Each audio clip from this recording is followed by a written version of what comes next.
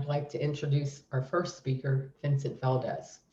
As many of you know, earlier this year, the SPC board selected Vincent as the new president and CEO of our organization. Prior to joining SPC, Vincent served in various roles with the Federal Transit Administration, and most recently was the Associate Administrator in their Office of Research, Demonstration, and Innovation. In addition to his extensive background with the FTA, Vincent was a lead planner with the DC Office of Planning, and he worked for various national and international organizations, as well as private firms. He holds a master's degree in urban planning from Columbia University and earned his bachelor's degree in aerospace engineering from Boston University. Vincent joined SPC on June 15th and hit the ground running. We're excited to have him on board and look forward to what we can achieve together under his leadership. Before turning it over to Vincent, I'd like to share that, like all of us, Vincent understands the challenges and opportunities we face as we work to advance active transportation. In addition to learning about his extensive and innovative background in land use and transportation planning, I was happy to hear that Vincent enjoys road biking and that he and his wife are both USA cycling coaches. With that, I'd like to turn it over to you, Vincent. Thank you.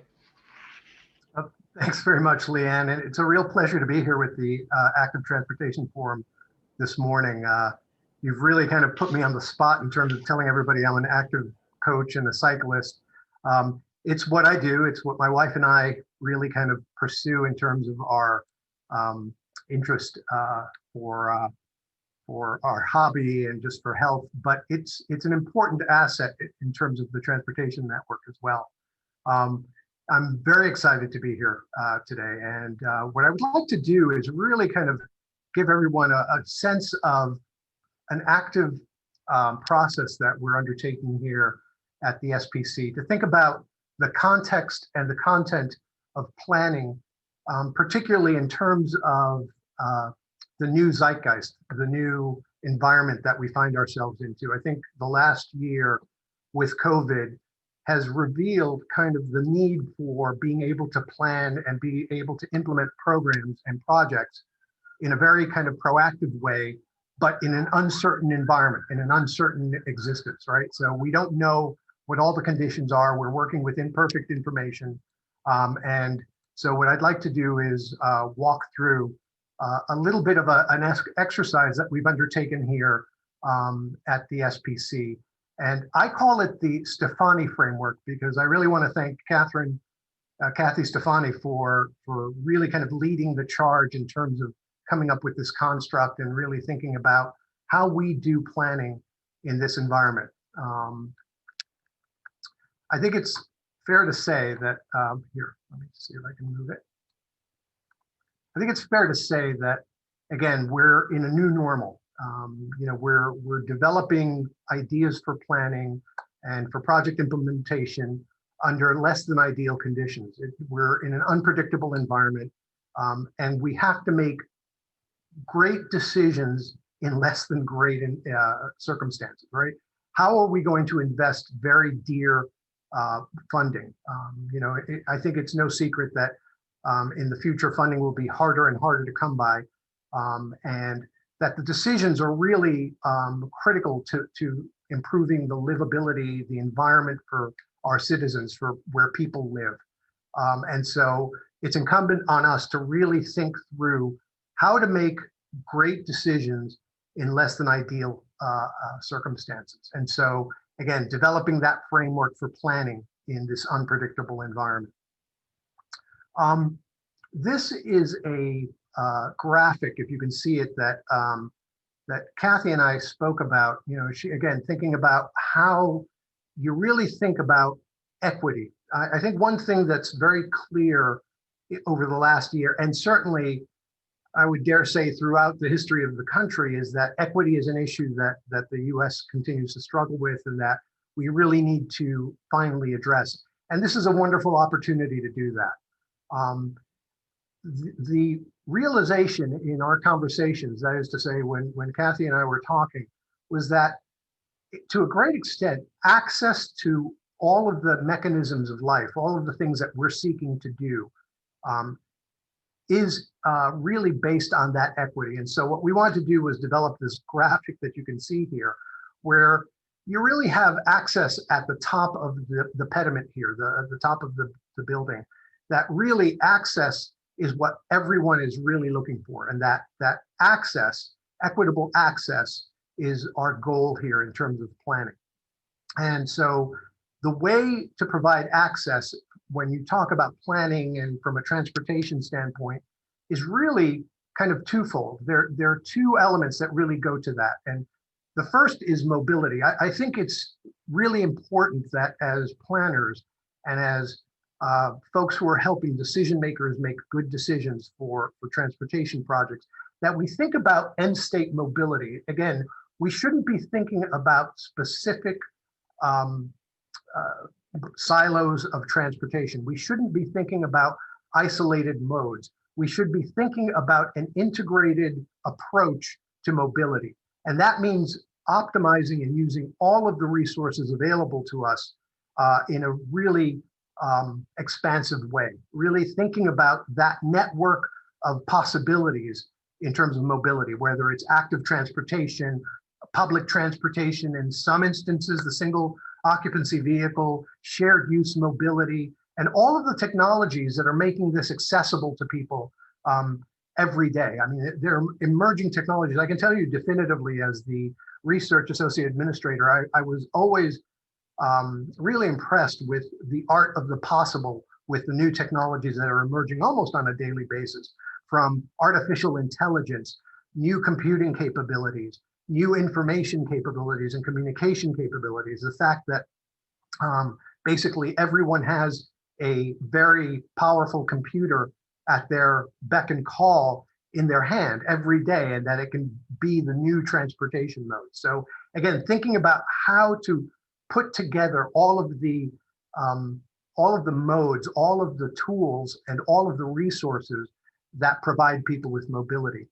On the other side of that is something that we're living at this very moment. In fact, we're all sharing the idea of connectivity. Connectivity has become the new transportation mode, if you will. People talk about telemobility, and we're thinking about how to optimize that access road, that means of access for people as well. And so how do we provide people with both connectivity and mobility so that, again, they have equitable access? And so what we developed, and again, Kathy and I speaking about this and working with the Commute Info team, was really developing 8 factors that I would dare say represent the columns in that Greek temple that was on the preceding slide. And I will walk through each of these factors so that you have a sense as to what we're working with in terms of the environment for planning.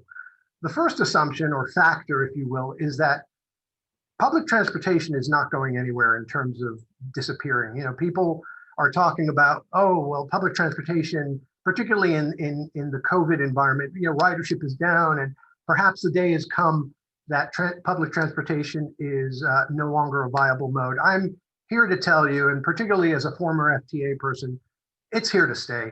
It's not going anywhere. Anywhere that there is community and where you're moving large amounts of people, public transportation will be here. However, it's incumbent on public transportation to think about new service models. If you think about, for example, corridors with buses running up and down them, that's a 100-year-old model.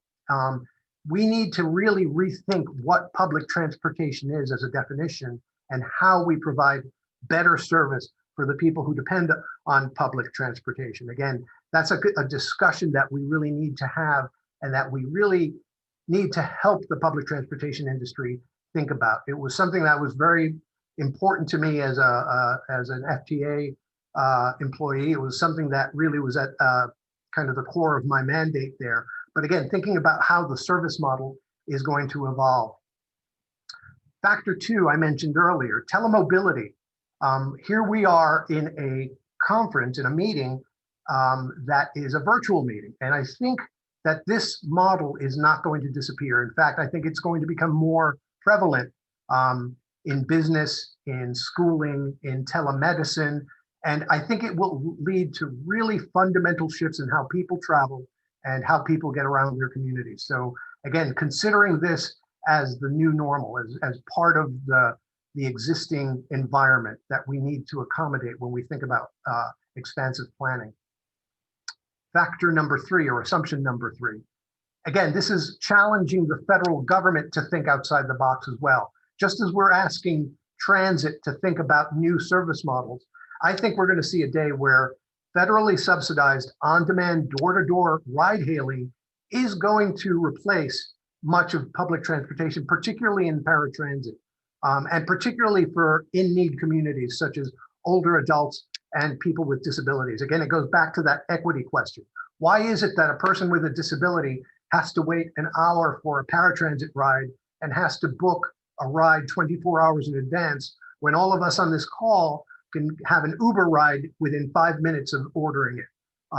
Again, thinking about how we're providing everyone with wonderful, top quality service and supporting it from a federal standpoint. I think there's probably more of an appetite at the federal level for this concept, but it'll require, again, some out-of-the-box thinking for some of our friends in Washington, D.C., which I'm hoping we will see very soon, at least from conversations that I'm having with some of my folks back in D.C. Again, this one is another question about the changing dynamic for public transportation.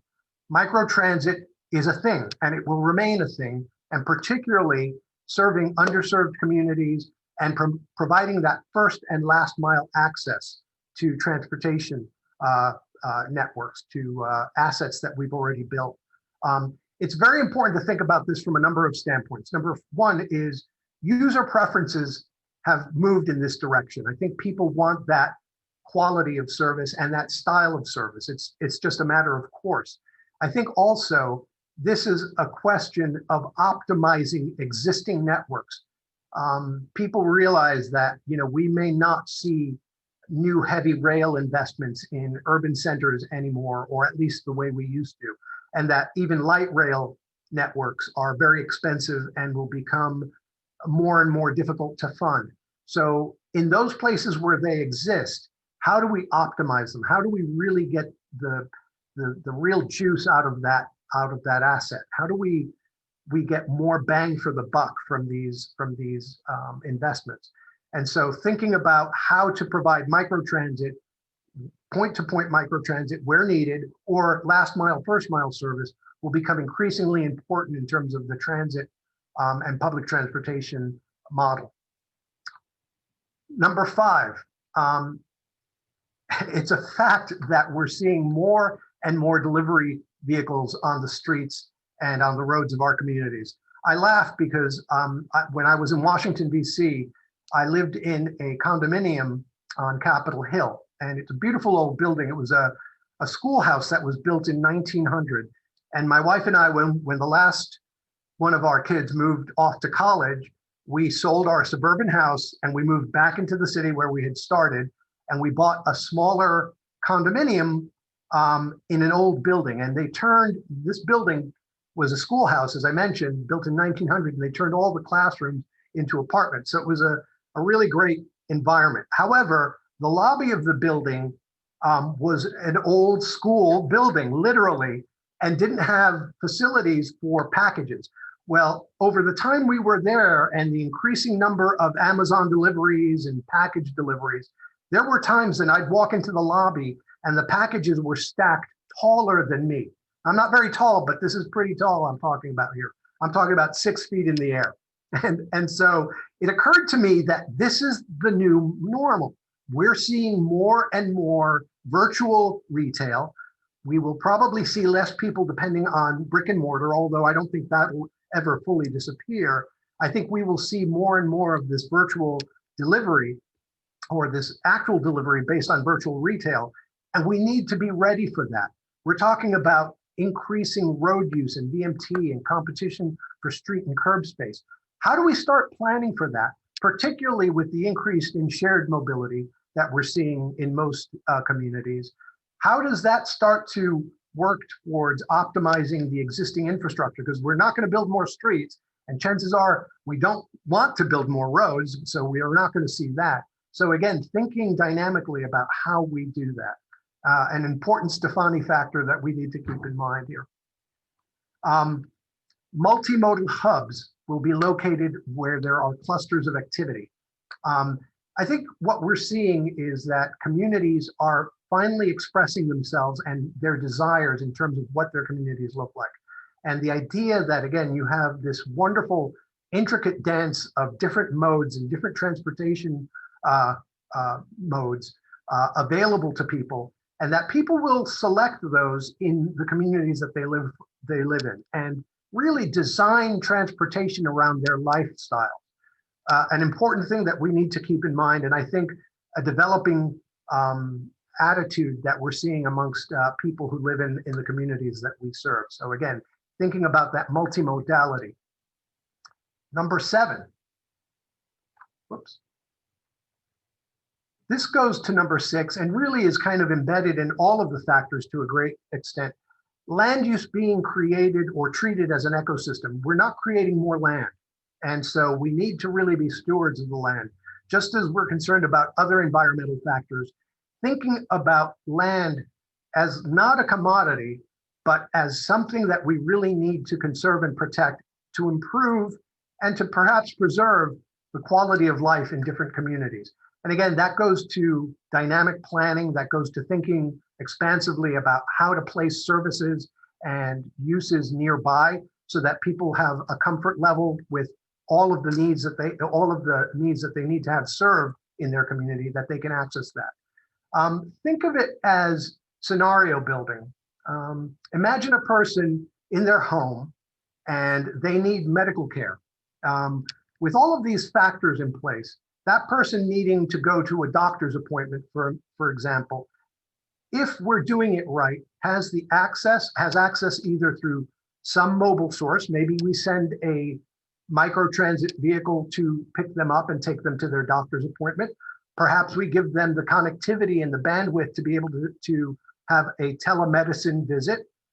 Perhaps we build clinics that are within 10 or 15 minutes of their home, either by bicycle or walking or some form of micro transportation, so that they can actually get there in a reasonable amount of time and not have to go cross town, hop in a single occupancy vehicle and get there.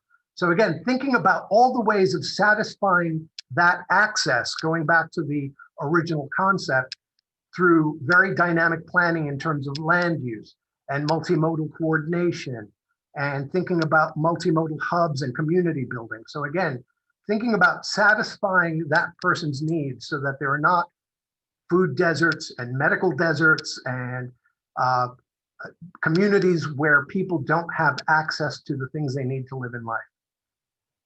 Lastly, and I think this is something that I think we're seeing emerging in my discussions, at least with people in Washington, DC, is that we're finally acknowledging the environmental concerns that are really with us, the climate change issues, and that we think about a holistic approach to transportation planning and, by extension, land use planning. Certainly, that kind of smart and green transportation would include active transportation solutions for those trips where it makes sense. And that we're, again, considering that in the quiver of arrows, if that's a tool that we have access to, that we use that in the right environment. I think using these 8 factors, we can really think about improving community, thinking about jobs, thinking about access, and at the base of it all, that equity that is so important to kind of fair communities and what people really want. So I'll be happy to take questions later, and really a pleasure for me to be here. Thanks very much. All right, thank you so much for that presentation, Vincent. As stated earlier, we'll take questions after all 3 speakers have presented. And next we'll hear from Catherine Tully, who will present on SPC's public Tableau dashboard. Okay,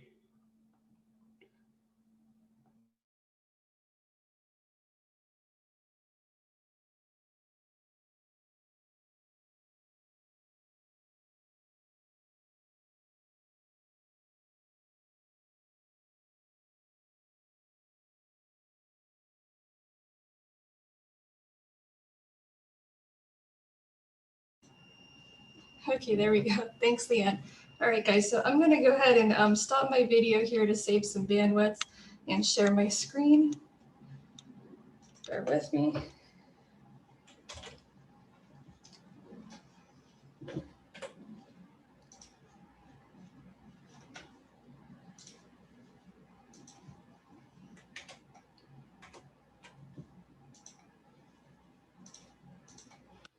Okay, thanks. So I'm going to have to show my slides first and then reshare my screen for the demo part of the presentation. So just wanted to give some updates on what we've been doing with our bicycle count data. We've been working on some updates to our Tableau dashboard that we presented back in March 2020. I'm going to talk a little bit about some streetlight data analysis that we've started to look at and give a sample demonstration in the streetlight interface. Within the past month, we've also gained access to Strava Metro. They have made their data platform available to planning partners and stakeholders who are working on active transportation planning. And we have access to that data set now for Allegheny County. And I'm going to show an example in the Strava interface for one of the count sites that Leanne had done this summer. And then I will participate in the Q&A at the end. So I'm going to go ahead and unshare and move over to my demonstration.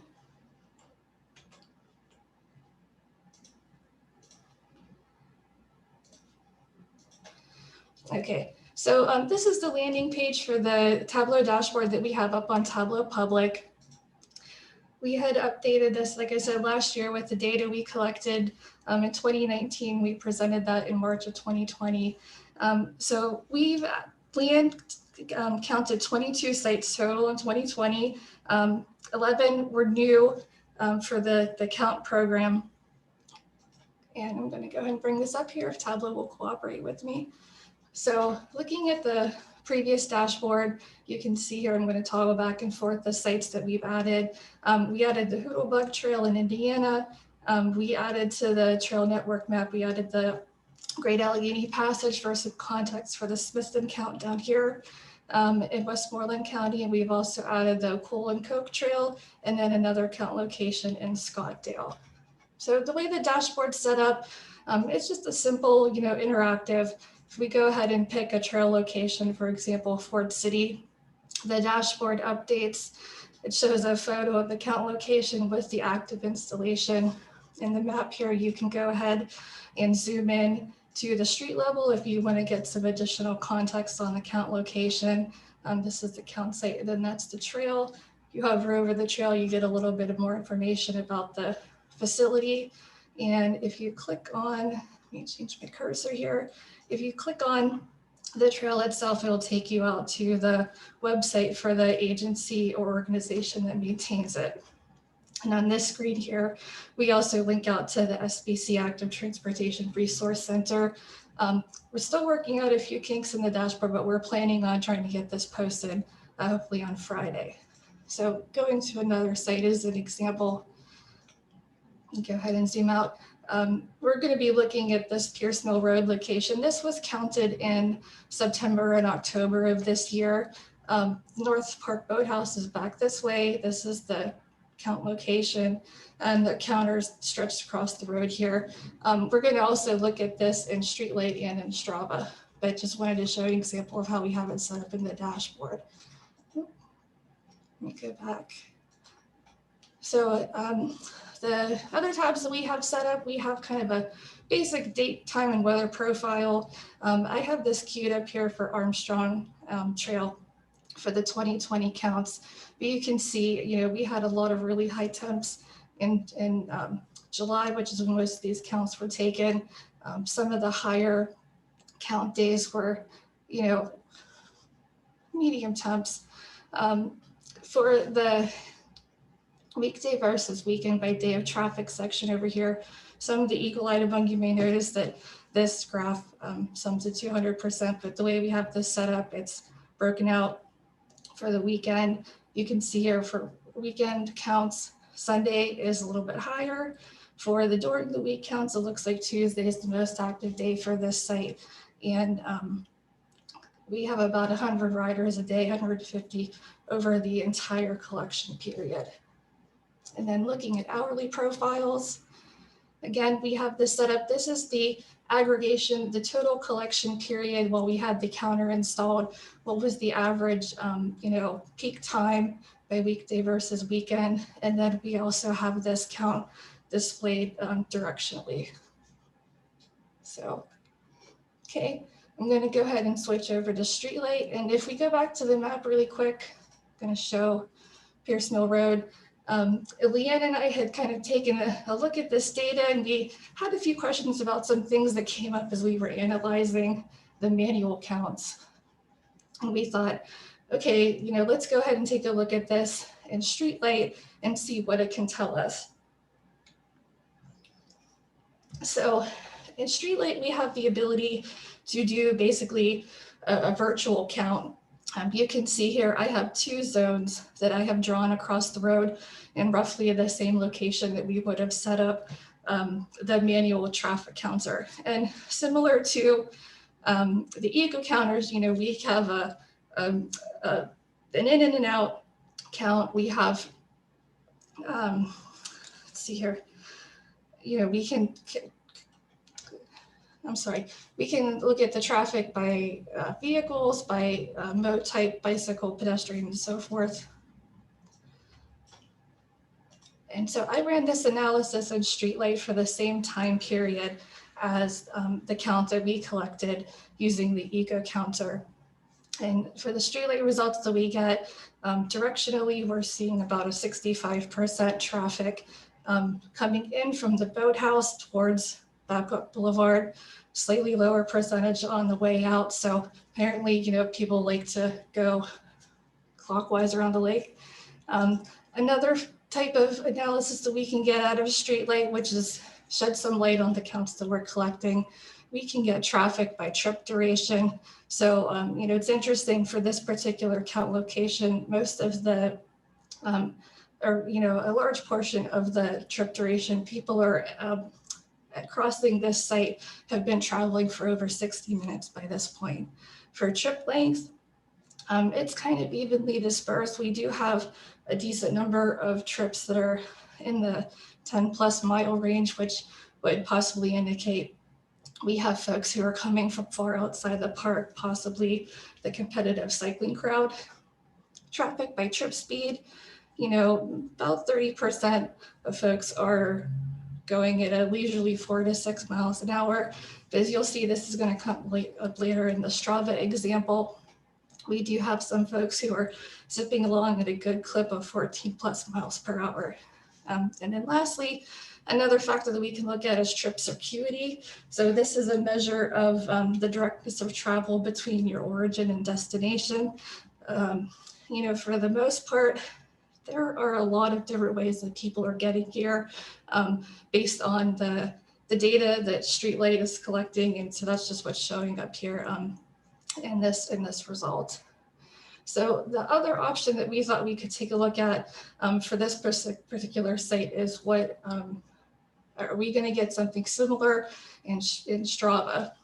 So we just signed up for this account recently and got access earlier in November. This is an example here of the type of data that we can get out of Strava. This is just a sample dashboard for all of Allegheny County for the week of the 16th through the 22nd. So I'm going to switch over to the map version. What I have set up here is a view of North Park Lake. The highlight here, you can see the darker colors are areas where Strava has a high number of trips reported in their data set. The nice thing about Streetlight and Strava is that they both use the same base network. So any comparison that we do in Streetlight and in Strava, we can reference the same road segments or trail segments Both Streetlight and Strava use like a multimodal road network. So we have a vehicle network, we have a bicycle network, and we have a pedestrian network. So we can also download data from both of these platforms and bring them into our mapping. So if we wanted to at some point represent this data, in our Tableau dashboard, we can incorporate the same base maps that you see here in the platform. For the Pierce Mill Road site, I brought this up to show the data results for the particular site that Leanne counted.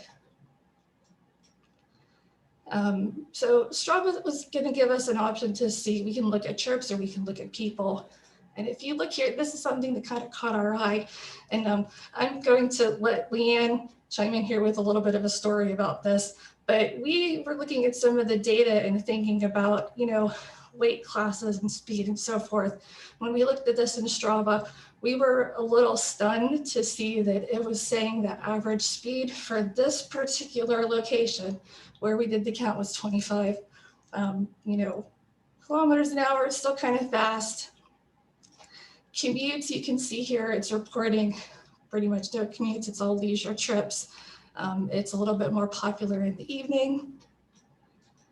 And in terms of visitors, they're saying 860. So we can get some interesting information out of this and use this to either add information to the data that we're collecting with our manual counts. We can add attribute data to what we're already collecting, or we can use some of this data for validation against what we're already collecting. And if you'd like, Kathy, I can chime in here on that, or do you want me to wait? You can go ahead.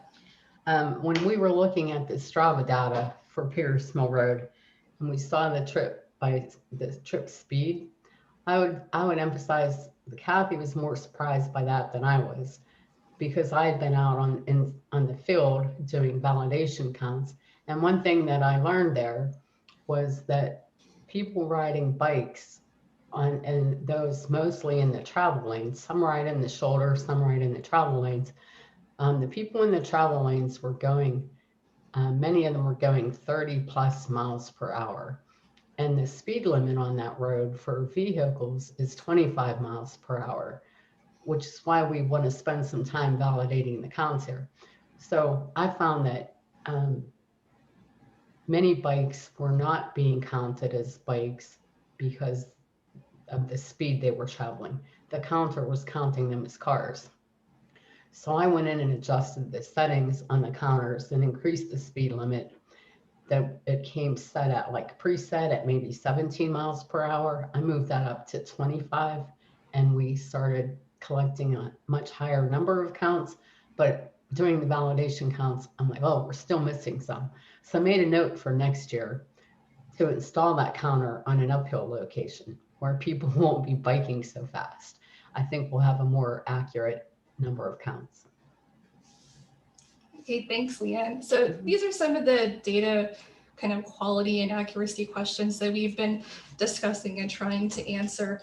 Now that we have all the data collection completed for 2020, our winter project is going to be using a combination of these two sources, plus the manual validation counts that Leanne and her volunteers have already collected, to start bringing this all together and looking at it in conjunction with the raw data, and seeing if maybe like on a site-by-site basis we can begin to develop some correction factors and kind of improve some of those like peaks, strange peaks that we're seeing as a result of the counts that we're getting.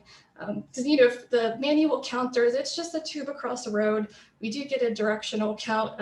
There's some processing that's done inside the unit, looking at speed and weight of the vehicle crossing the tube. But the counter itself isn't psychic. It doesn't know if it's a motorcycle or a stroller or a heavy bike or a tandem bike, what have you. So there are some things with the results that we get from the eco counter that we need to question and perform some validation on. So I'm going to go ahead and stop sharing my screen. That's what I have for today. Thanks for your time, and I'll be happy to answer questions at the end. All right, thanks, Kathy. And I would add there, as Kathy said, the counter being a machine doesn't know the nuances that we see when we're out doing validation counts. I have found on trails, when we install the counters on trails, I have a high level of confidence in that data. And it's either defined as a bike or not a bike, which we have labeled undefined active transportation. So any wheel that rolls over that tube is counted as either a bike or something else. And like I said, on trails, it's very accurate. It's in the mixed traffic settings where we run into more situations that need further clarification. All right, thanks again for presenting on that, Kathy. And as you stated, we'll take questions at the end during question and answer. And next, we'll hear from Lillian Gabreski on community and transportation funding programs. Thank you, Leanne. I'm just going to go ahead and share my screen here. Okay. Can you hear me okay, Leanne? Yes? Okay. Leanne asked me about a month ago to come today and speak a little bit about our transportation and community funding programs. This is kind of just an overview that's targeted towards active transportation forums. So I'm going to be focusing on bicycle and pedestrian as well as connectivity funding programs. I asked Justin Ruggles to be here today, who is the district planner for District 10.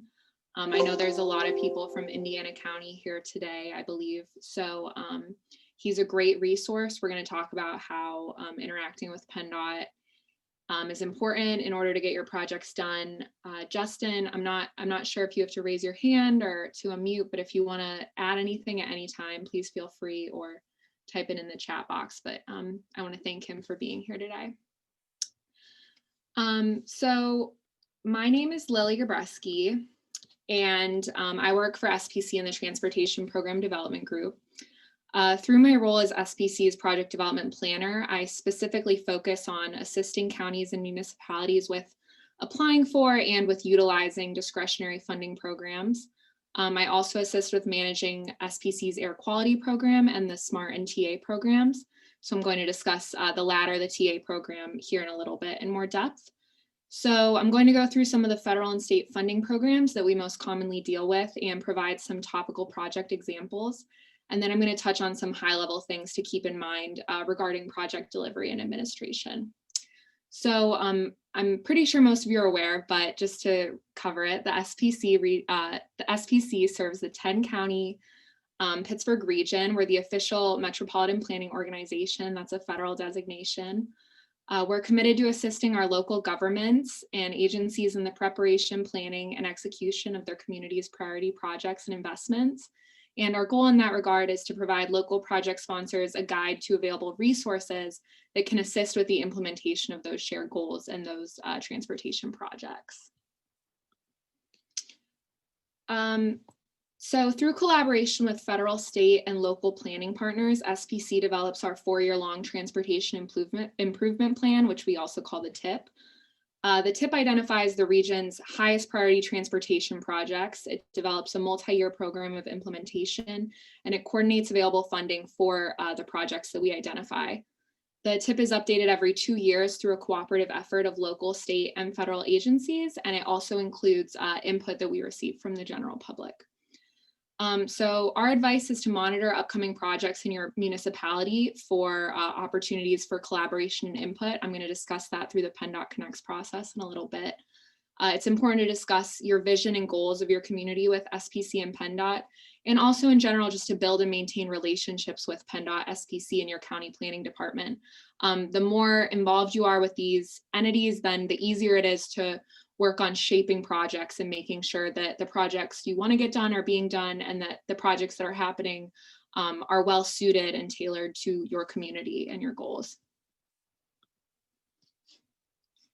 Okay, so in working on the TIP development, there are several funding programs we come across that are oriented towards providing funds to local communities. As part of this presentation, I'm including our updated fall 2020 SPC funding programs packet.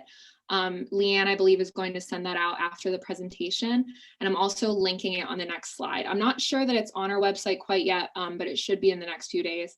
I think the summer version is on that, and it's very similar. The fall one just has updated dates and a list of all of these funding programs. So these are the programs that I'm going to be focusing on and covering in depth here today, just based on the relevance to today's presentation with active transportation. So these are bicycle and pedestrian improvement projects, and they're focused on connecting community assets. So I think this is good timing with Vincent's presentation earlier, because there's a big focus on connecting existing assets and communities and figuring out how we can link those all together. And that's a big focus and goal of a lot of these funding programs. So the four that I'm going to discuss are the Transportation Alternative Set-Aside Program. This is a federal program. It's administered one by SPC on the regional level and another by Penndot on the state level. The Penndot Multimodal Program, which is a state program, and then a couple DCED programs, which are state, but they're administered by the Commonwealth Financing Authority. So that's the Multimodal Program and the Greenways, Trails, and Recreation Program, which I'm sure many of you are aware of. Some other programs that I'm not going to cover in depth, but I just wanted to highlight the traffic signal and congestion mitigation programs. So these are more traffic focused and they're covered in depth in the funding packet. So I just wanted to highlight these and then focus a little bit more on some examples of the more active transportation focused projects. But these, you can see we have CMAC, we have Green Light Go, automated red light enforcement, the ARLI program. And then we have some other bridge improvement and loan programs, federal off-system bridge funds, the Pennsylvania Infrastructure Bank. Then each county has its own various programs. And of course, there's always foundation and other grant opportunities.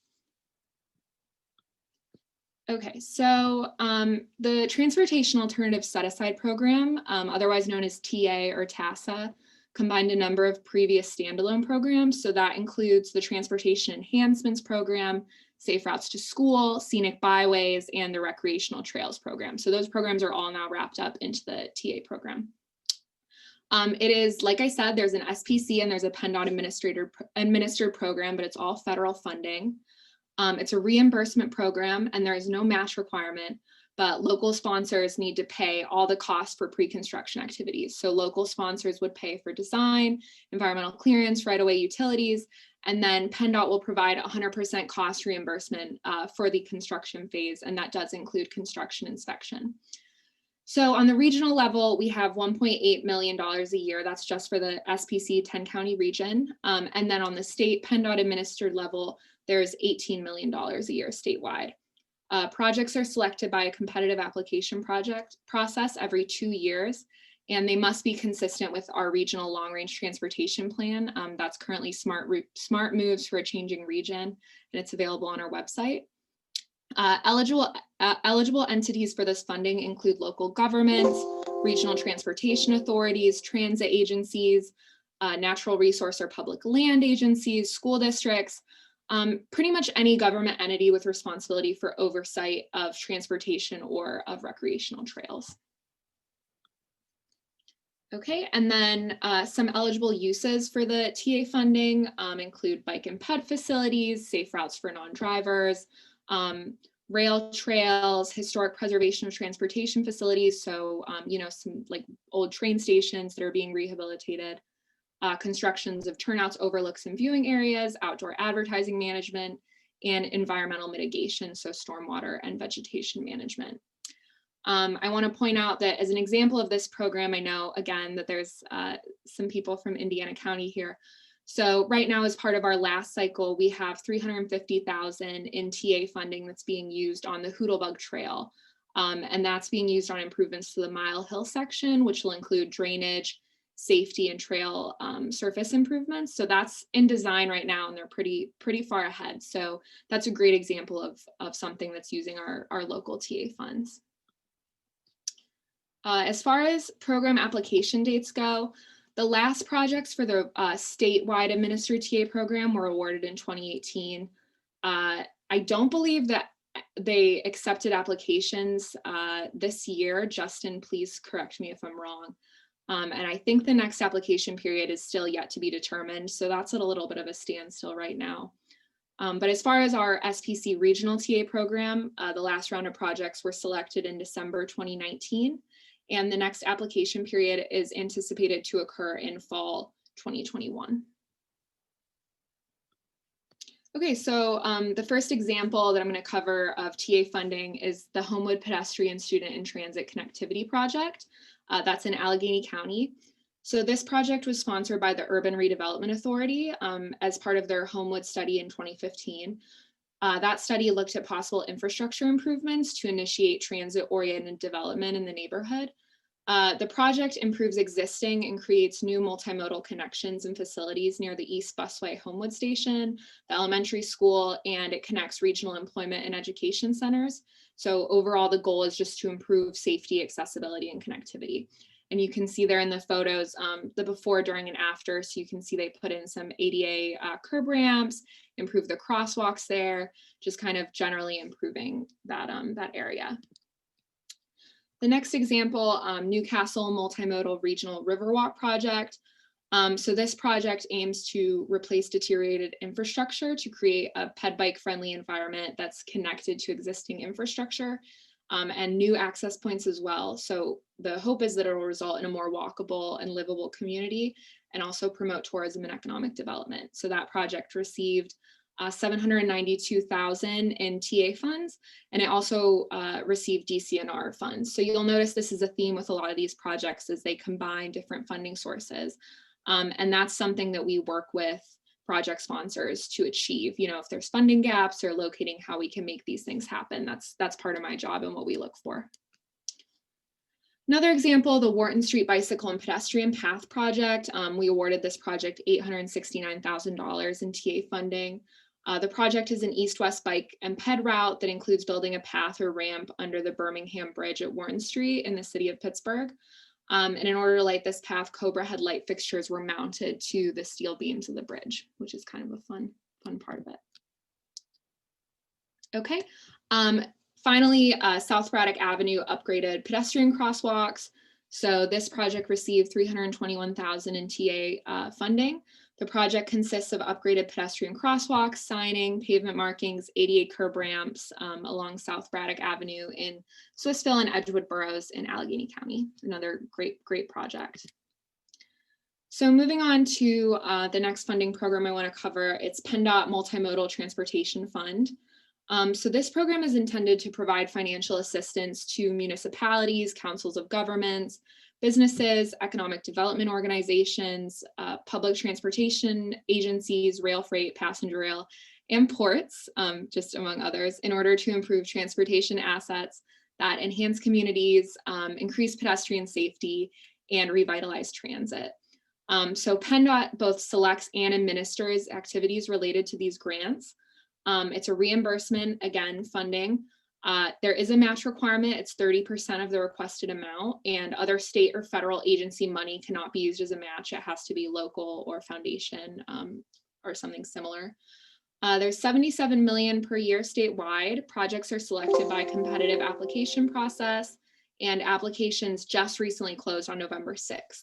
So the next round is anticipated to occur in fall 2021. Projects must cost more than $100,000, and grants will normally not exceed $3 million.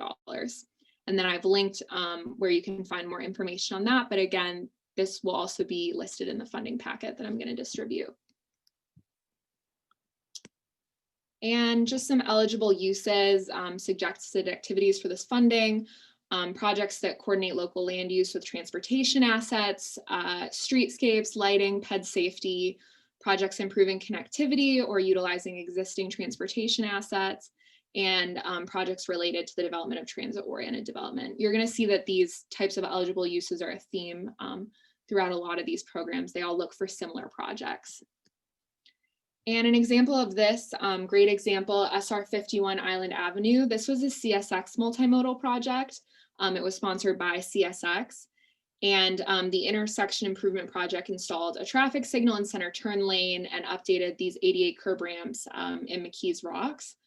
So the goal is that the planned CSX Pittsburgh Intermodal Rail Terminal will facilitate the movement of freight and provide businesses in the area with new and improved transportation options. So this project is geared towards providing highway access to the intermodal facility and integrating it better in the community there. And that project received over $1 million in Penndot multimodal funds. Okay, moving on to the next funding program. This is notably separate from the Penndot Multimodal Transportation Fund. This is the DCD Multimodal Transportation Fund, and this is the one I noted is chosen by the Commonwealth Financing Authority rather than Penndot. So this is, again, reimbursement agreement, match of 30%. Notably with these DCD programs, you can use appraised value of real estate as a match, which is interesting, and we can discuss that more on a project specific basis if there's interest in that. The last round closed in September 2020. Notably, this deadline was extended due to COVID. I believe it generally closes in July or August. And the next round is anticipated to open on March 1st, 2021. Similar to the other projects, eligible project sponsors include local governments, council governments, business, economic development organizations, transit agencies, and port owners. Same as the other, must be 100,000. Generally, it doesn't exceed 3 million. And the eligible uses are pretty much the same as the Penndot multimodal, connectivity projects, streetscapes, ped safety, coordinating existing assets, those type of projects. And then finally, we have the DCD Greenways, Trails, and Recreation Program. I'm sure that some of you are very familiar with this. This is state funding administered by the CFA as part of Act 13. Again, it's a reimbursement agreement. The match on this program is 15% local. And again, there are ways to use real estate or cash equivalents there. Applications are anticipated to be accepted between February 1st and May 31st, and grants do not exceed 250,000. So this is a smaller grant program. Eligible uses include public park and recreation areas, greenways and trails, and rivers conservation. And it can include development, rehabilitation, improvement, planning, or even acquisition. And this is a really, really interesting project because it had a diverse mixture of funds from SPC, Penndot, and DCD. It's the Etna Riverfront Park and Trail Project. So the site of this future park includes overlooks to the Allegheny River with views of downstream and upstream to the city. TA funding is going to be used to create a flyover access ramp to the site, which is the initial phase of the Riverfront Park development, and also a necessary component for the park and trail connections. The overall goal is that the park will connect to off-road bike and ped trail systems along the Allegheny River corridor. So it'll keep bicyclists and pedestrians off the highway and road systems, and it'll increase safety and decrease congestion of the transportation system. And it ties in with development of the Three Rivers Heritage Trail, the Erie to Pittsburgh Trail, and the Harrisburg to Pittsburgh Mainline Canal Greenway. So this is a really good example of how, projects that require more funding can tie in smaller amounts of funding from different programs. Okay, so now I just want to briefly discuss project delivery, because once you've secured funding for your project, I'm sure you can guess there's much more time and work involved in actually getting the project off the ground. So there's two types of local involvement on TIP projects. One is that they're locally administered projects, and the other is through Penndot Connects. So in order to locally administer a project, there's a lot of steps you have to go through. You need to be a Penndot business partner, you need to get RAS access, and you need to follow Publication 93. In these cases, the local entity assumes the full administrative responsibility of the project, so this can get pretty complicated. And all projects with Penndot require a reimbursement agreement. Through that RAS site, they require a resolution for signatory authority. You need to follow all state and federal regulations for all phases. And so they say it's recommended, but I would really say it's key if you want to do a locally administered project to get a consultant with experience using the Penndot system, because it makes the entire process easier. Inexperience with the Penndot system can lead to a lot of project delays, unnecessary costs. and other problems. So that's one way, and people do this a lot, the locally administered project. It's just more complicated and it does require more knowledge of the Penndot system. And then I want to just briefly touch on the Penndot Connects process. So this is when Penndot or a county project in your community is already slated to be on our TIP. So in these cases, Penndot will hold Connects meetings. I'm going to talk about that a little bit more in a moment, and scoping meetings. So in these cases, it's really important as a municipality or a nonprofit or a council governments, et cetera, to discuss your local plans and priorities at these meetings, to reach out to Penndot, to discuss desired project elements, discuss local match, discuss maintenance agreements, because that's really how Penndot learns about what the community really wants, and they can tweak those projects in order to make that happen. Okay, so get educated. This is a really, really good step in making local projects happen. So Penndot, in coordination with Federal Highways, developed an in-depth local project delivery manual to assist local project sponsors, project managers, and interested stakeholders in successfully delivering locally sponsored transportation projects. Pub 740 provides a more detailed and informative description of local project delivery and timeframes to improve development and delivery. And again, an early understanding of these Penndot requirements really helps to streamline the overall process by saving time, reducing emissions, and making a good use of funds. Again, local projects that utilize state and federal funding must meet the requirements of Publication 740. So again, I'm linking the Penndot local project delivery website here. That's a great resource in kind of understanding obtaining this funding and working with this funding and how it works. Okay. So Penndot Connects, this was an initiative that came out of Secretary Leslie Richards and Governor Wolf's administration. It requires Penndot to collaborate with local stakeholders prior to moving forward with a transportation project. So the goal of Penndot Connects is to work with communities early in the project process in the planning phase, rather than once the project's already happening, to make sure the process is holistic and to improve safety, mobility, access, and environmental outcomes at the local level. So collaboration between the state and localities can cover everything from bike ped accommodations, transit access, and stormwater management, utility issues, and local and regional plans and studies for land uses, et cetera. So this is really key in making sure that Penndot projects are happening at the most convenient time, that they're not being blocking, local projects that are happening, that they're actually doing what the local area really needs and what they really want. You can know that you need to redo a roadway, for instance, but there are a lot of different things that can be added in there and tweaked so that it really fits what the community wants. So this is a really great process that Penndot's been working on. It's a lot of Justin's job. Each Penndot district has a district planner now, 10, 11, and 12 in our region. And those people are great resources. I can tell you from being at public meetings with them that they really care about hearing ideas from the community and what people want done and how they want things done, and trying to integrate that with our transportation plan. So that's a really, really good new initiative, I think, that came out of Governor Wolf's administration. So just going over the general project development flowchart.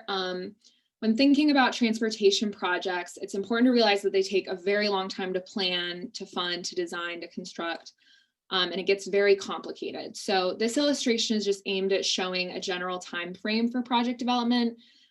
It also shows factors that could impact a schedule, that is to say, hold up a schedule. If you get, something's historically designated, if you struggle with right-of-way acquisitions, those things can all delay your project. So this is a great look at how that process normally goes. And then finally, this is just a look at our 2020 funding schedule. These were the programs and their dates of opening and closing for the last year. We anticipate that 2021 will probably be similar. The caveat there is, like I said, some of these might not be open as long. DCD multimodal, you can see that in the third row, was extended based on COVID-19. So for the rest of these, they're probably going to stay fairly the same. And that is all I have for today. So thank you. We'll be sending the funding packet out, so please take a look. And if you have any questions for me If you have any questions for Justin, if you would like to say anything that I might have missed, please feel free. Thank you. Can everybody hear me? Yeah.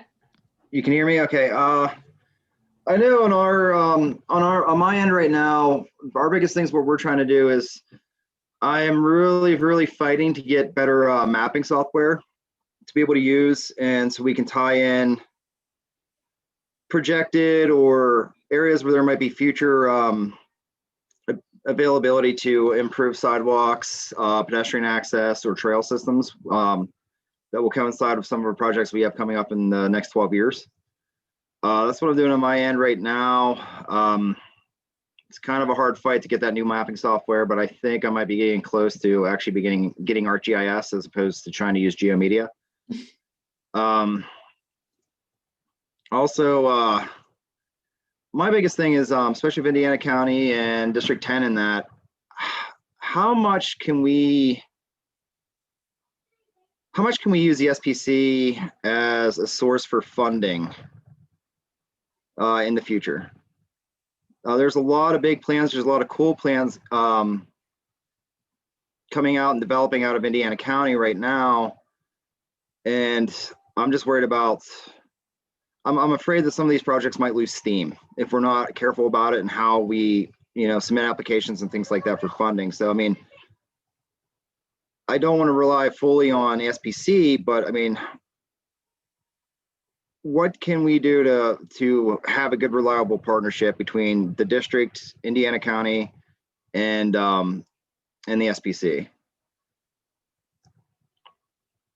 Because a lot of the projects and a lot of the plans they have it's going to be multi-years. It's going to be almost a decade for some of the projects, and it's going to require us applying and submitting applications over and over again for almost the same project, just to break it down in phases. And that's where currently right now, I don't think I'd be up to speed on that. Like, I can find the funding and I can find the applications and I can find that stuff, but there's just the finer things is like, can we year after year annually resubmit an application for the same project if we break it down into phases, or should we in essence go for all the money we need now and then hope for the best when we're competing with other people? Does that make sense? Yeah. I think so. The phase thing, the breaking it up into phases, is something that I think has worked really well for a lot of counties and districts in the past, especially I think when you can show how it's part of a bigger plan. So we focus a lot in our long range plan about, connecting gaps. So looking for places where there are gaps in trails, where there are gaps in connectivity. And I think when you break a project into smaller steps, so you can say, now we're filling in this gap. Now we're working on utilizing this part. I think that's really helpful. And that's not to say that, projects that require greater amounts of funding won't get funded or aren't as competitive. That's not true. I think what we really look for, especially with our discretionary programs that we manage, like TA, is our cost estimates accurate? Is there going to be a huge increase in cost, or is it fairly likely? We use a lot of metrics to look at connectivity. How many different business districts or education areas are these projects going to connect? How many people are going to use them? So I think that there is a lot of opportunity. I think, for instance, Hoodlebug Trail is a great example because that's come back year after year kind of to improve different sections. And, we've been happy to work with that and do that. So I would say, and again, like through the application process, it's not just turn in your application and, we'll let you know if you get it or not. That's not how we want it to be at all.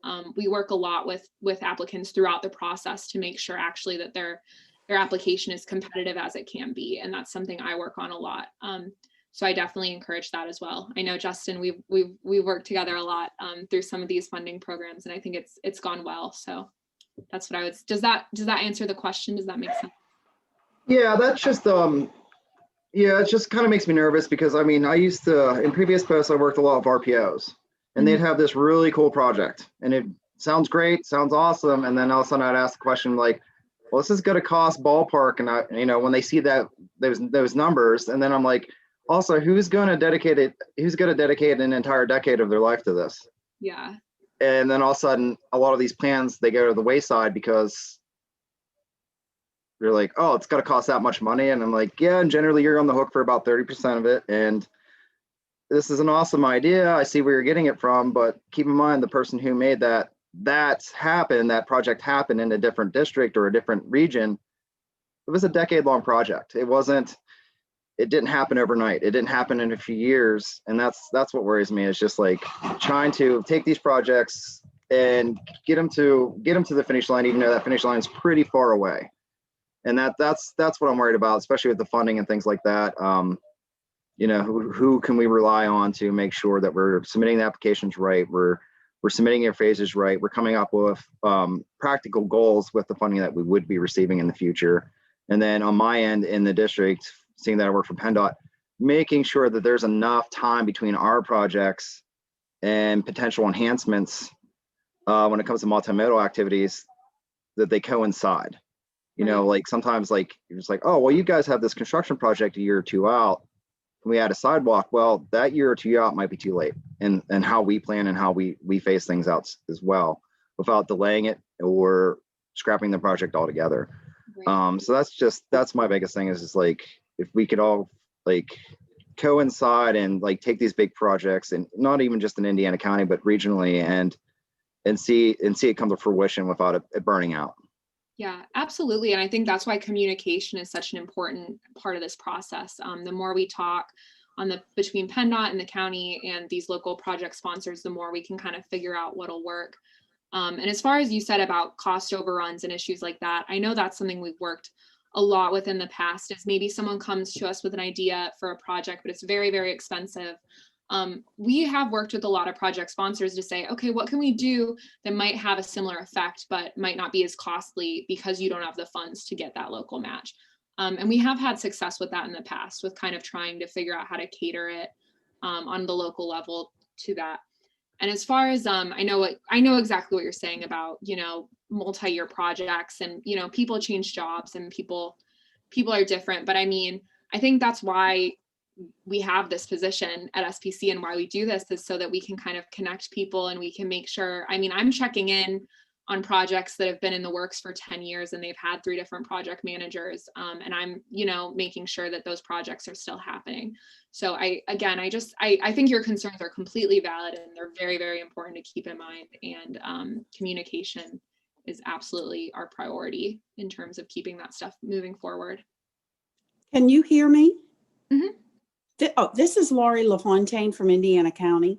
And I know that Josh Krug from Indiana County Planning is on as well. I don't know if he's muted or not, but I do believe we need to have a conversation with Justin.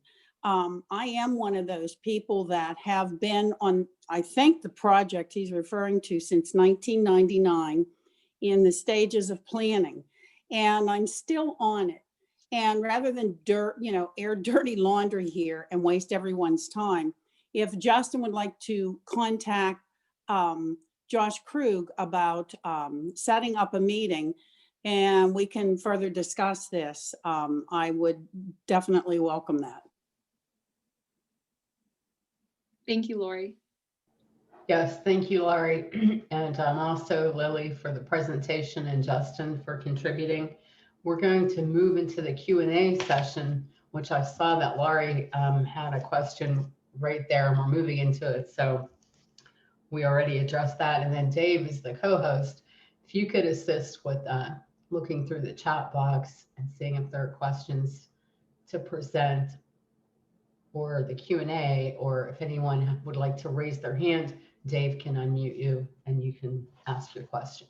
And then, again, these are for any of the 3 panelists.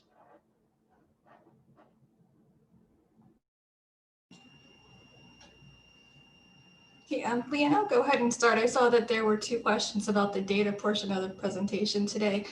To answer Daniel Carpenter's question, we are going to be getting in touch with Strava to see about getting access to the Kent County region. We think that there may be a cost factor involved. However, if you're representing an agency, any public agency, you can go ahead and request your own access to the platform. So if you want to reach out to Leanne after the meeting, we can get you you the information on how to set up your own account in the meantime. And then there was a question from Richard about the status of validation for the Streetlight data.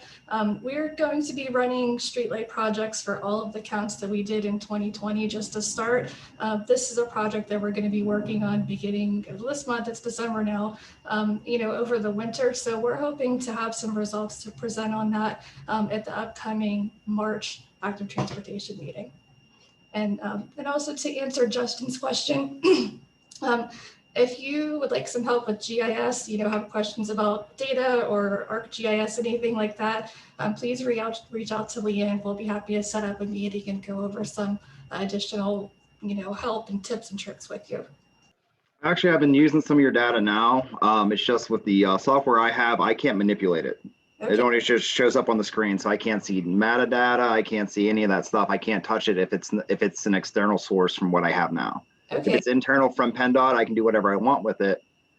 So I actually have been using your data a lot, especially trying to get sidewalks and looking at our TYP and our TIP to see where things coincide, but I can't manipulate any of the data that is external right now. So that's why I'm fighting to get my own ARC software, because that's what our planning partners use. That's what most of the country is using right now. And we're still at GeoMedia. So yeah. If you need any a custom compilation in the meantime too, that's also something we can help you with, and just send you kind of a prepackaged data set. So we can talk offline, and if you need any more help, we'll be happy to help out. thank you. I see Rich Fetter has his hand up, but I think he's unmuted. So are you there, Rich?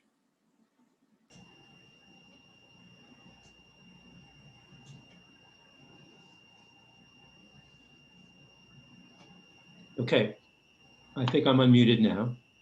Very nice presentations with the Active Transportation Forum, as always. So my question, it has to do with travel forecasts and travel monitoring.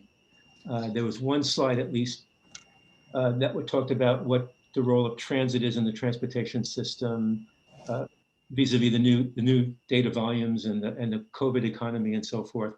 So my question is, what do we see on the highway side? What have traffic volumes done over the past 9 months, or what have they been over the last 9 months? Thanks.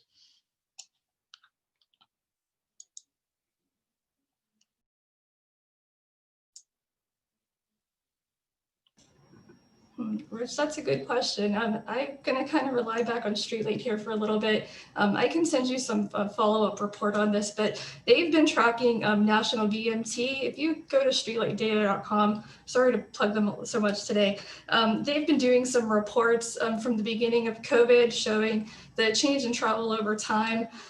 It's pretty much almost back to normal at this point. It's the in-between data that's interesting. So I'd be happy to follow up with you on this question and send you some more information by email. But I would say in the meantime, you can take a look at Streetlight. Also, FHWA has a webpage where they report on TVT trends. I would take a look at that. I can pop a link for that into the chat pod, and you can take a look at that for some more information.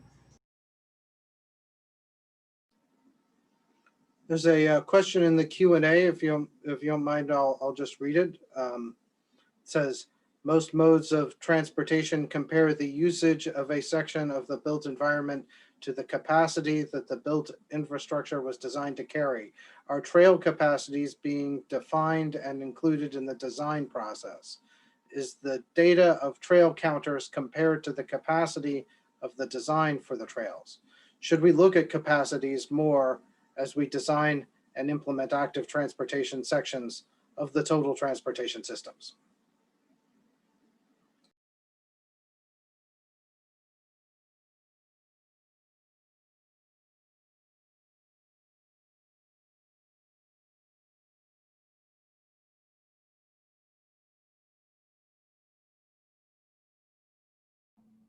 All right, I was looking at that and trying to see which panelist was going to answer. And I see there's some question on the data of the trail counters. I don't know how that's being used as far as comparing it to the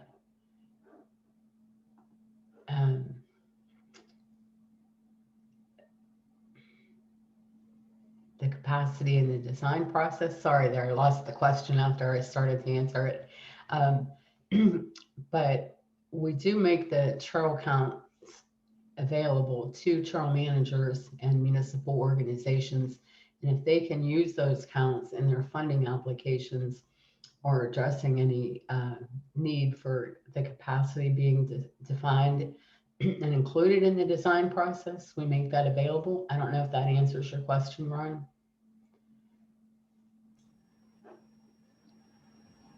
See if we can unmute you and you can expand on that or ask additional questions.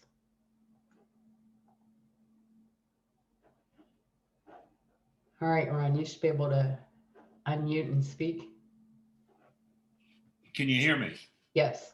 Yeah, I guess what I'm looking at is at our different intersections and different places where we've been building trails, but we're not looking at the capacity. And quite often is I don't want it to turn into Route 28. We're 60 some years old, and every year there's a project being done because it was underbuilt for capacity, excuse me, at intersections or other things. So I guess my question is, how can we look at the capacity of the trails we're doing and perhaps do a better job at design so we can prevent accidents that are happening because we have more people on the trail, and also at intersections that we're alleviating some of the conflicts that we're having.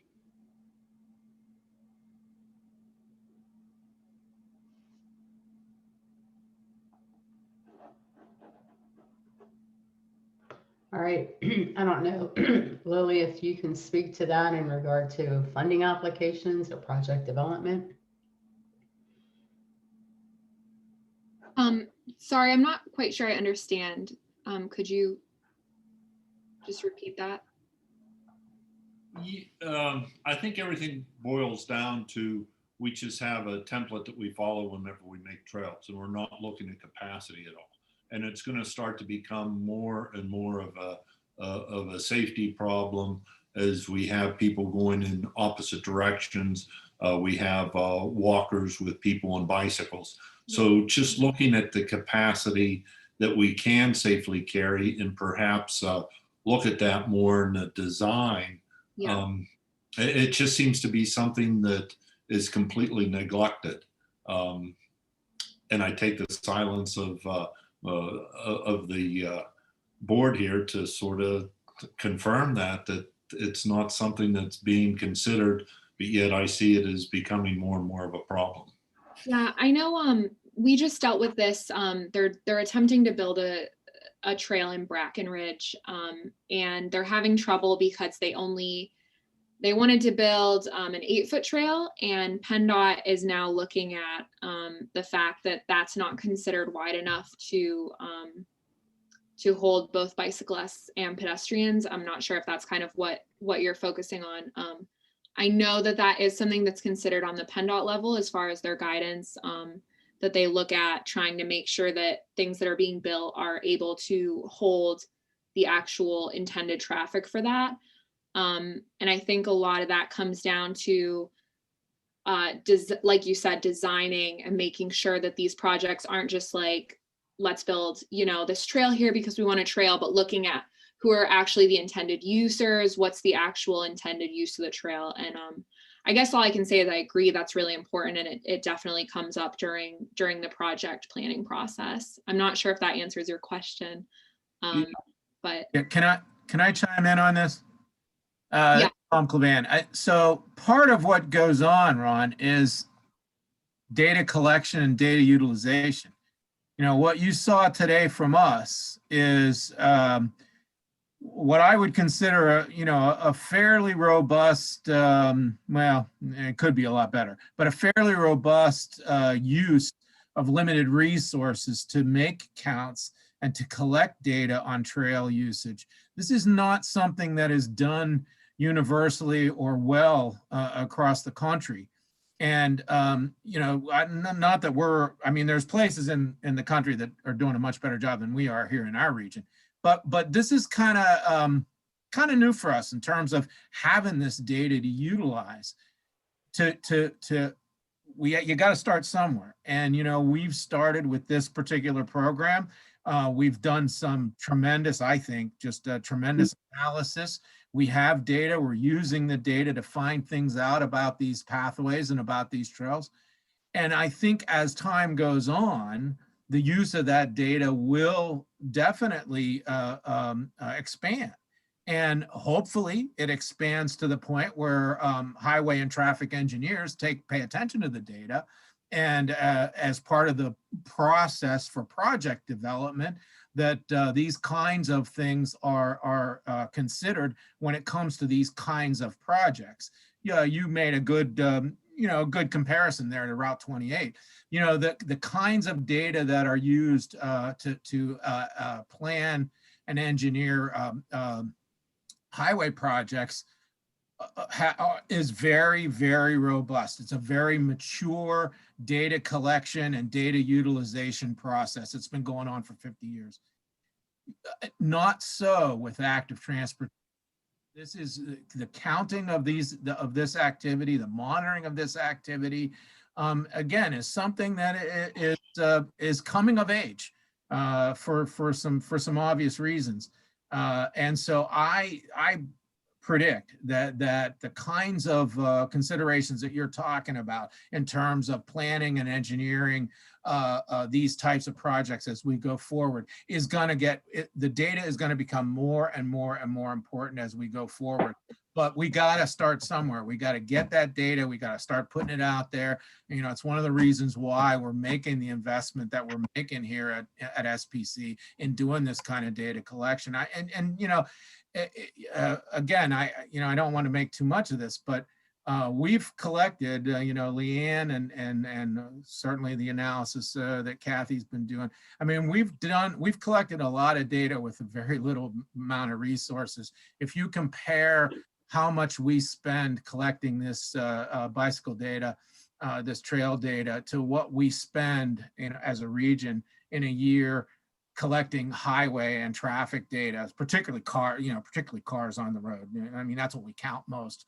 I mean, we spend a couple $1 million doing that every year. And so, I mean, you you got to start somewhere. And I think it's just a matter of us keeping at it and keeping expanding and devoting more resources to getting this data so that then we can use it to make better projects.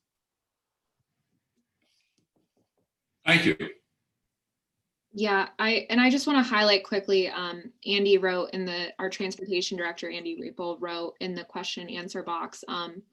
What I was trying to say is that state and federal funds do have trail design standards. So that's what I was discussing with the required width and other things. I'm not sure if either Andy or maybe Justin wants to comment on that further. I'm not sure, you know, the history of those standards. I don't have that knowledge, but I know based on what we're doing right now that there are standards in regards to those things.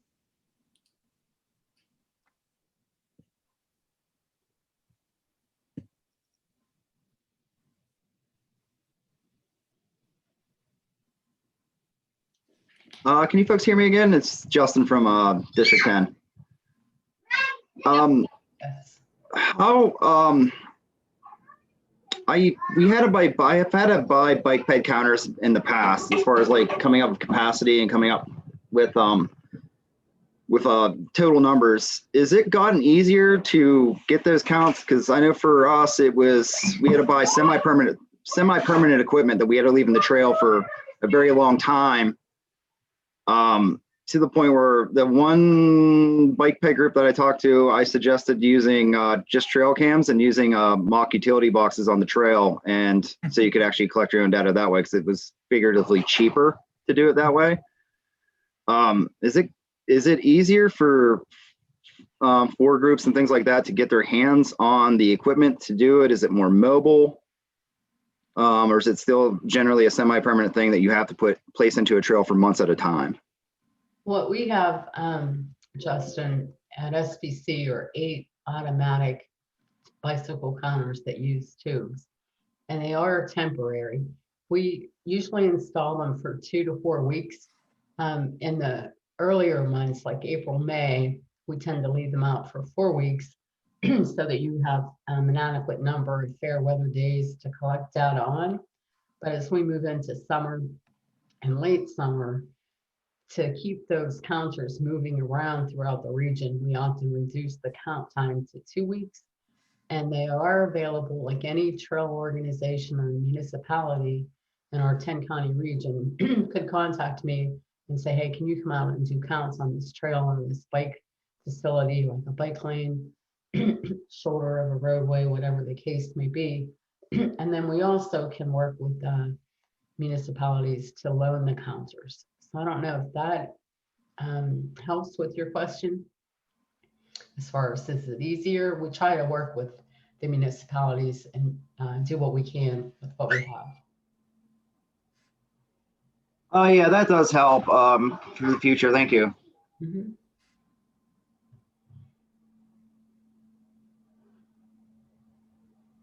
All right, Dave, do we want to do the question from Laurie in the Q&A? Sure. There's a question here from Lori for Vincent, if you don't mind, boss. Question Sure. for Vincent. Please provide insight regarding telemobility will be the new norm and the impact upon the rural SPC communities that don't have reliable broadband access. Well, if I'm understanding the question, what role will SPC play in improving the network or the backbone for telemobility? And do we think it'll be a kind of a permanent fixture in the transportation universe? And to answer that question, absolutely. I don't think, as I mentioned earlier, I think that the genie's out of the bottle. I think people are seeing the benefits of telemobility, of kind of virtual travel, if you will. And as I see it, SPC plays a central role in that. In fact, to such an extent that, and she's not on the call, I believe, but I've made Jen Lasser here, who is our planning and development director, head of or responsible for doing broadband work. In fact, I'm meeting with her later this week because we're actually even contemplating hiring a specific technical person for broadband work specifically, because again, I think it's going to be part of the overall network from here on out. What I'm seeing, and I can tell you this from my work at the FTA and at the federal level, is that certainly other countries are putting a major emphasis on telemobility. They see it as being something that improves kind of environmental factors. It's certainly something that is, an element of convenience for people. Sometimes it's just better to jump on a virtual meeting or what have you than actually travel somewhere. The trip untaken is as important as the trip taken if you're satisfying the needs of that. And so given that, experience, we're certainly going to be focusing on that in the near term for not just urban communities, but rural communities. In fact, I see a need more in the rural communities than I do even in the urban communities. Generally speaking, across the country, we've got great connectivity in many, many cities. Rural communities, not so much. And so I think from both a local perspective and a federal perspective, there'll be more focus on providing that technical backbone so that rural communities have access to telemobility and to all the benefits of broadband connectivity from here on out. So we're here in this realm to stay.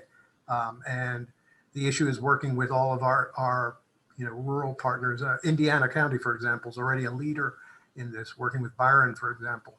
And we do have a working group on broadband across the region. And I expect that that's going to pick up speed in this coming year. Great question. Also, actually going back to what Tom mentioned with respect to planning capability for active transportation assets. That's another area where we have a lot to learn, I think, from what's going on around the world. Certainly other countries, Netherlands comes to mind, Denmark comes to mind in terms of their level of sophistication for planning for active transportation. Very often, sometimes it's active transportation can be an afterthought here. And whereas they think about it as part of an overall network, they think about it organically. And, you know, certainly SPC is thinking about it more organically. How do we get ahead of the problems? Very often, you know, I'm thinking about the safety aspects, as Ron was mentioning. Again, if you're thinking about rails to trails, you're very often using right-of-ways that are whatever you have available or what already exists. Whereas in other countries and in some cities around the US, they think about it, and communities, they think about it more proactively. They think about, okay, how do we include this as part of the overall suite of assets for transportation? And I think we can move our region in that direction as well, just more thinking about it more organically. So Tom is perfectly right. We're at the beginning phases of that, but I think we're learning very quickly. Mavis, I noticed that you did have a couple questions in the chat earlier on the funding. If you're still with us and would like to ask those. Hi, Lee, and thank you so much. I just wanted to encourage the consideration that we've had the chance to be involved with a number of different funding programs, Hometown Streets, TAP, and in both instances, we worked not only with SPC, with Penndot, the local district office, but in some cases, we also worked with a number of community partners. So it wasn't just one entity, local entity that was applying for the funding. So I wanted to encourage folks to consider partnerships in regard to a lot of these projects. Also, it assists with expertise that the applicant may not have in regard to the construction planning. Project management is critical, understanding right-of-way, public utilities, things like that. Another thing I wanted to just remind folks of that we've actually had interesting experience, is that construction contingency is something you always want to think about in regard to these projects. Construction contingency isn't necessarily provided by the funding that you're going after. It's a separate source, typically 10 to 15% of the cost for the project. I see Lillian shaking her head, yes, in agreement.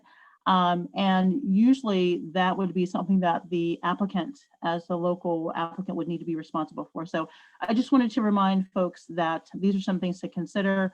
Thanks so much, SPC, for presenting this, because I know that it's always been challenging, especially for someone who's not applied for these funds before, to understand what the processes are and the different availability of resources. So thanks so much for that. Yeah, thank you, Mavis. In regard to construction contingency, just for those that don't know, I think the best way to describe it is probably it varies based on the risks that might be present with your project. So if there's a lot of if you anticipate there could be a lot of issues with right-of-way or utilities or something, then I know construction contingency funds go up to even 20% of a project. So that is something that's really important to keep in mind, and thank you for pointing that out. I appreciate it. And again, also completely agree with partnership or collaboration. We have great projects that involve, like Mavis said, not just the sponsor, but also local organizations, nonprofits, different governments, park owners, like different things like that. And the more people that are involved, usually the more expertise and the easier it is to get stuff done. So that's absolutely great advice. Thank you so much.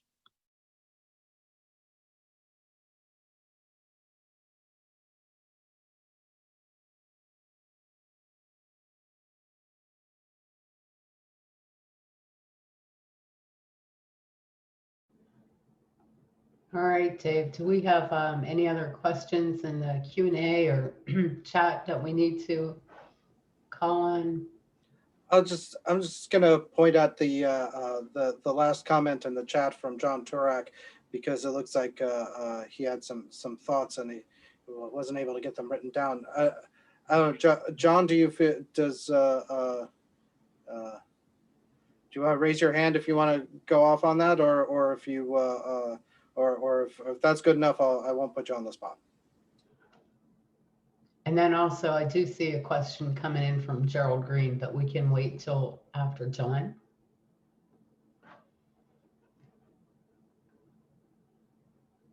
John says he's good, so go ahead. All right, let's unmute Gerald. Okay, I think I'm unmuted. Yep, you're good to go. Thank you, Leanne. Very interesting session and so many things to think about afterwards. And everything that I've heard since I posted the question makes me want to write another question. So, but I'm wondering about, particularly in urban settings, and we're measuring bicycle speeds on trails. If we're considering the fact that there are a couple of things that drive the average up, I think artificially, depending on how you think about statistics, we have the Lycra crowd with the carbon frames and wheels and the Strava apps exceeding 15 miles an hour, exceeding maybe 25 in cases. We have the e-bikes coming around corners, spitting gravel. And we have the people like myself at 75 who travel 8 or 9 miles an hour. I'm not going to go any faster. I'm going to continue to go the speed I go, but the average is moving up. And are we considering this diversity in speed when we think about trail capacity? Are we considering this diversity when we mix us with motor vehicles and say, well, we'll just have a bike lane on the road unprotected because, well, you know, the bikes can go 15 and be compatible with cars. Is that all being considered? I'll start with that, but I do believe other panelists can expand. And I would say that that is being considered. I don't know that we've come to solutions yet, but we are looking at what types of vehicles can use the bike lane versus the sidewalk versus the road. And we have what, SUVs, and now what do we call these? Little vehicles, scooters, e-bikes, things like that. So that is certainly being addressed at different levels and by different organizations. And then as far as accounting the data, I haven't seen a lot of e-bikes on my validation counts. I'm not saying they're not out there, Gerald, but where I've done the validation counts, like we talked earlier about Pierce Mill Road, the people that were biking there in speeds over 30 miles per hour were not e-bikes. They were just fast bicyclists. Anyways, if other panelists want to expand on that, that would be great. Yeah, Leanne, to answer that too, the devices that we have right now, unfortunately, aren't able to differentiate vehicles by type. So we can't differentiate between even just different types of bicycles, let alone manual versus an e-bike. That's something we've been kind of tossing around the idea of using some video validation. We have GoPro cameras in the office that we use for other field work. We could set up a GoPro at a location and do maybe some image analysis on what we get, or even just a manual validation from the video to see if we are seeing any e-bikes on days where we don't have someone out there to count in person. I do think there's going to be a huge boom in the coming years in e-bikes. They're becoming more popular and more affordable. So it's something that we need to start accounting for. The technology, I think, is still catching up to being able to detect that. This is Vincent again, and it's a great question. Short of putting Lycra detectors on our paths, I don't know what we can do, because we're really not at a stage where we have enough information to really start. I don't want to say use the word, but I'm going to use it anyway, because it's something that probably will come into consideration in the future. But policing our paths, our bike paths. Again, I mentioned the international experience, right? And I remember speaking to a Dutch planner, and the Dutch have been doing this for years. And again, it's very organic, very integrated into their transportation system. And this planner and he was at the national level, was saying, yeah, we don't allow the Lycra set on our bike paths who are, people commuting to work or people there, kind of in a recreational state, any more than you would allow race cars on your streets, right? That's not a place for racing. If you want to do that, there are places to go. There are other places that you can indulge in that. You know, it's a matter, and we watch for that. We make sure that, you know, people aren't trying to go 30 miles an hour and, you know, be Lance Armstrong, where there are 5-year-old kids on a bicycle with, you know, training wheels, right? But we're not there yet. These assets are used by everyone who is a person on a bicycle. And we will get to a level of sophistication where we really need to think about perhaps that change in worldview about where is it appropriate to be that person in Lycra on the carbon fiber, you know, Cervelo going 30 miles an hour. But if you're on a hybrid, you know, and you're just looking to get to work, or you're just looking to do an afternoon ride, that you can do that safely as well. I'm sure we'll get there. And there are examples, and there are, you know, things around the world that we can learn from.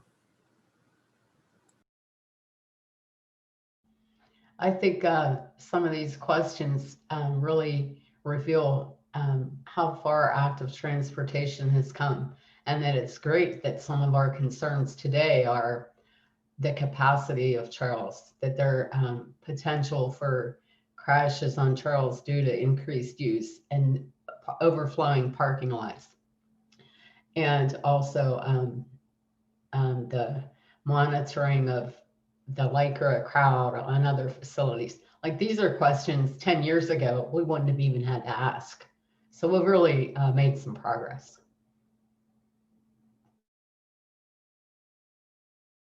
All right, if we don't have any other questions or comments at this point, we'll move into the last session of the webinar, which is the roundtable updates. And if anyone would like to share an update with their activity, you can raise your hand and Dave will unmute you.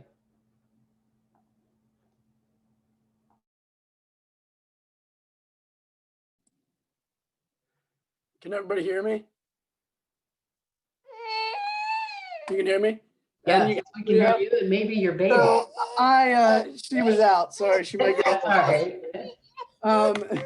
I wanted to update on Indiana County. Let me check back in a second. I'm sorry. Hold on. I'll check back.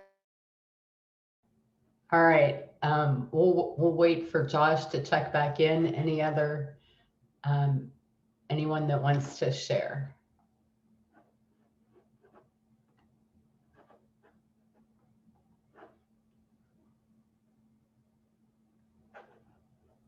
I may be okay. Is this okay? Yeah, this is great. Go ahead, Josh. So just a couple things. I'll try to go quick. The Hoodlebug Extension, the extension of the Hoodlebug Trail up in Indiana Borough that was completed over the past few years.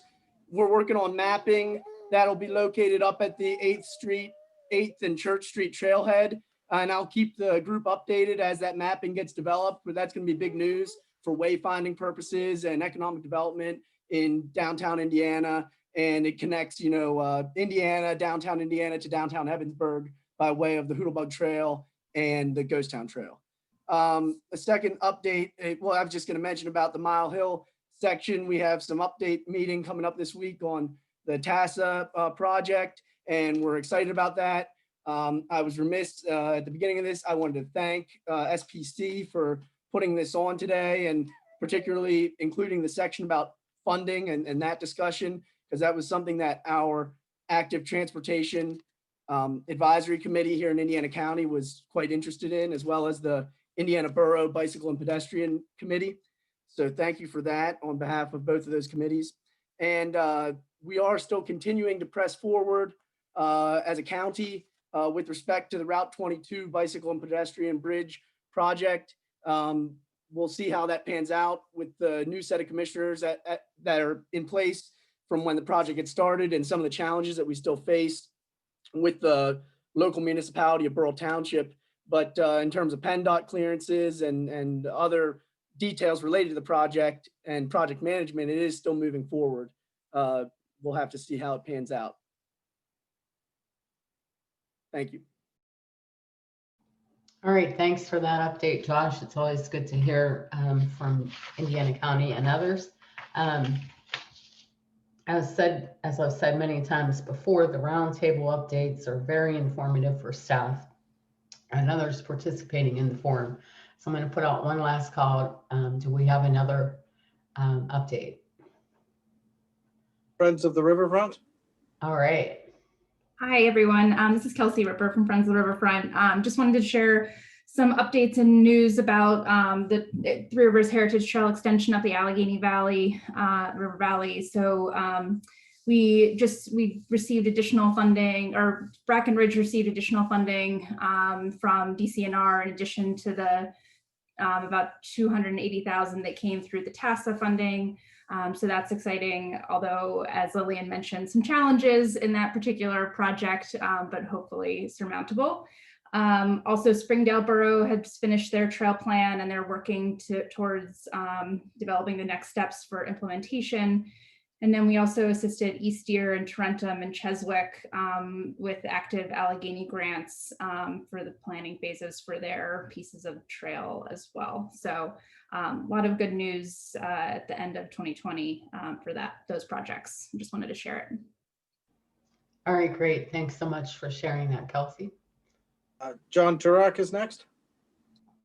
So hi, everyone. I put into the chat a few links. One, we have a webinar series with Penn State Extension coming up again in January, with the first one being on broadband issues.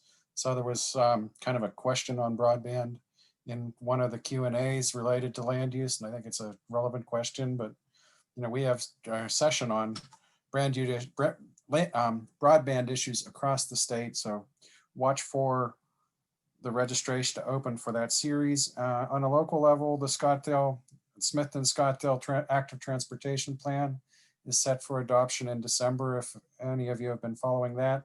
I also put a link to the final documents there if anybody wants to review them or take a look at it. We're using it as an educational tool, not just a plan for Westmoreland County. Hopefully it'll be a model for other communities in the future. So thanks all to everybody that helped make that happen, SPC, PA Walkworks, Carol Reichbaum, and the funder, the Pennsylvania Department of Health, the municipalities, and all the volunteers that made that plan happen. All right, great. Thanks, John. Until we have anyone else, Dave. That's it. All right, that's great. I appreciate everyone sharing their updates. One thing I didn't hear about was the bicycle level of comfort mapping. And I know Chris Jaros is on. I didn't see if Stephanie Cambic was, but I know they've done a lot. And we had a lot of mapping done in Indiana Borough and other areas, Smithton and Scottsdale. So we look forward to doing more of that. And as always, if there's anything that we at SPC can help with, please call on us. So that concludes today's webinar. And I thank all our presenters again for presenting and answering questions. And thanks to all of you for attending.